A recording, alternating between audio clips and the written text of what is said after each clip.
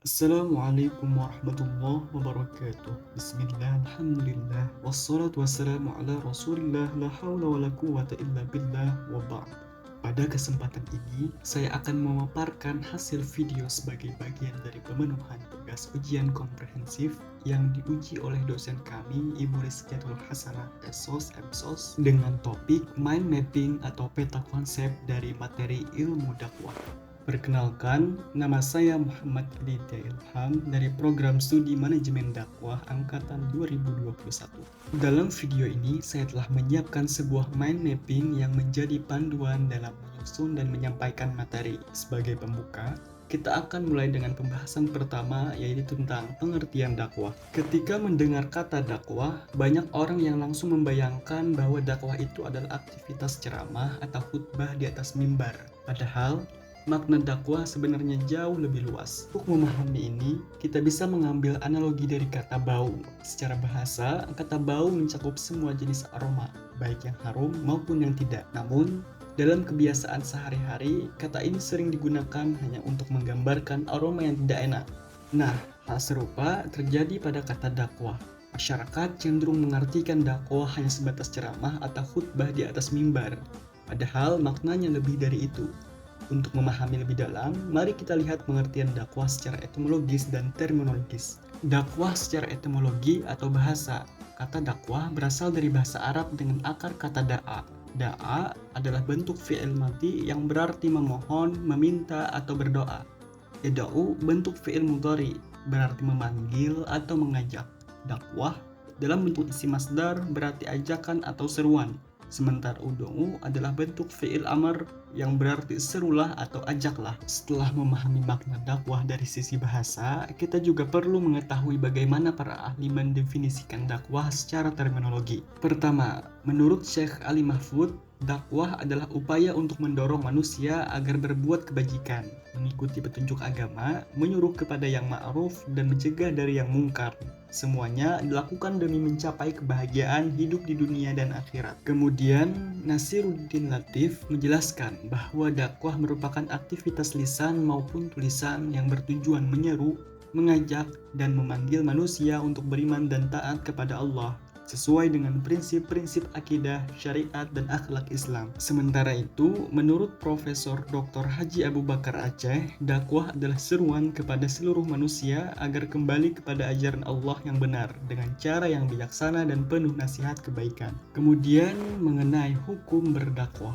Dalam ajaran Islam, berdakwah hukumnya adalah fardu kifayah, yaitu kewajiban kolektif bagi umat Islam. Artinya, jika sebagian umat telah melaksanakannya, maka gugurlah kewajiban dari yang lain. Namun, dalam kondisi tertentu, misalnya jika seseorang berada dalam lingkungan yang tidak ada yang menyampaikan kebaikan, maka hukum berdakwah bisa berubah menjadi fardu ain atau kewajiban pribadi. Pertama, bagi orang yang memiliki ilmu dan kemampuan menyampaikannya. Hukum ini tidak datang tanpa dasar. Allah Subhanahu wa taala berfirman dalam surah Al-Imran ayat 104, "Dan hendaklah ada di antara kamu segolongan umat yang menyuruh kepada kebaikan, menyuruh kepada yang ma'ruf, dan mencegah dari yang mungkar. Mereka itulah orang-orang yang beruntung." Rasulullah Shallallahu Alaihi Wasallam juga bersabda dalam hadis riwayat Imam Bukhari, "Sampaikanlah dariku walau hanya satu ayat." Hadis riwayat Bukhari. Kemudian mengenai pengamalan dakwah pribadi. Sebagai bentuk pengamalan dalam pemahaman tersebut, saya mencoba mengambil bagian dalam dakwah, meskipun dalam bentuk yang sederhana.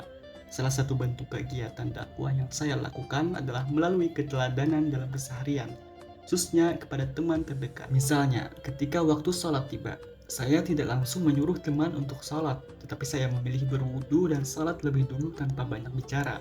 Lalu diam menunggu mereka jika mereka ingin ikut. Tanpa saya sadari, beberapa teman mulai ikut terbiasa ikut sholat berjamaah. Dari situ, saya belajar bahwa dakwah lewat tindakan nyata lebih menyentuh daripada sekedar ucapan. Contoh lainnya, saya juga terlibat aktif dalam kegiatan musabaqah tilawatil Quran baik di tingkat kampus maupun daerah. Bagi saya, mengikuti MTQ bukan hanya soal kemampuan membaca Al-Quran dengan suara yang indah, tapi juga merupakan bagian dari dakwah bil lisan dan bil qiraah, dakwah bil lisan dan bacaan yang menyentuh hati. Melalui MTQ, saya berusaha menjadi bagian dari upaya syiaril Islam, yakni menyebarkan syiar Islam lewat keindahan dan kedalaman makna Al-Quran. Kemudian mengenai unsur-unsur dakwah. Secara umum, terdapat 5 unsur utama dalam dakwah, meskipun beberapa ahli menambahkan satu unsur tambahan, yaitu efek dakwah, yakni dampak atau pengaruh yang timbul dari aktivitas dakwah itu sendiri. Kelima unsur utama tersebut adalah da'i, mad'u, maddah atau mawaddah, thoriqoh, wasilah. Kemudian, yang sering ditambahkan sebagai pelengkap adalah efek dakwah. Untuk memudahkan pemahaman, unsur-unsur dakwah ini sering dianalogikan dengan anggota tubuh manusia. Kepala menggambarkan dai, karena dari sanalah arah dan keputusan ditentukan. Kemudian dada mewakili materi dakwah yang berisi nilai-nilai inti dan isi pesan. Kemudian tangan melambangkan metode dakwah, yaitu alat untuk menyampaikan dan bertindak. Kemudian perut menggambarkan mad'u, karena di sanalah isi atau hasil dakwah akan diterima dan dicerna.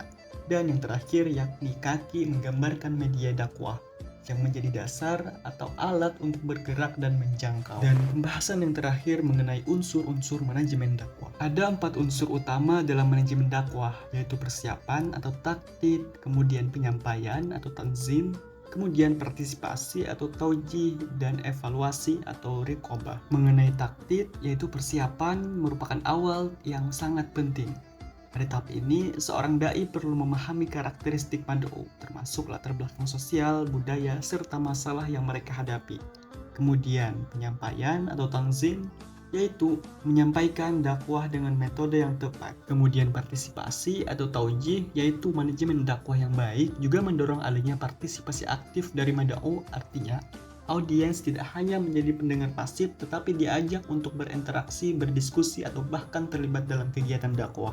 Dan yang terakhir, evaluasi atau riqobah, yaitu unsur yang menilai sejauh mana dakwah telah berjalan efektif. Demikian pemaparan yang dapat saya sampaikan. Semoga apa yang telah dijelaskan dapat memberikan manfaat dan menambah pemahaman kita bersama tentang pentingnya dakwah serta bagaimana pelaksanaannya dapat dikelola dengan baik. Terima kasih atas perhatian dan kesempatan. Wassalamualaikum warahmatullahi wabarakatuh.